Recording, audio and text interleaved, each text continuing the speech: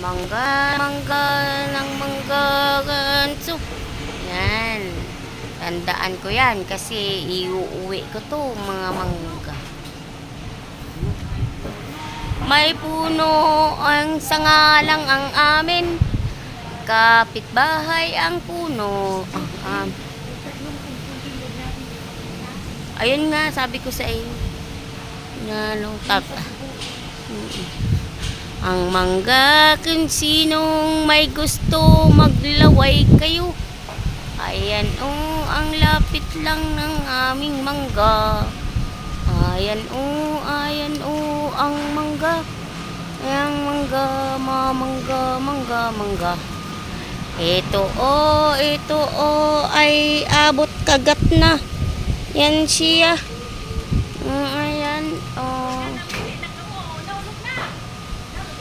nga.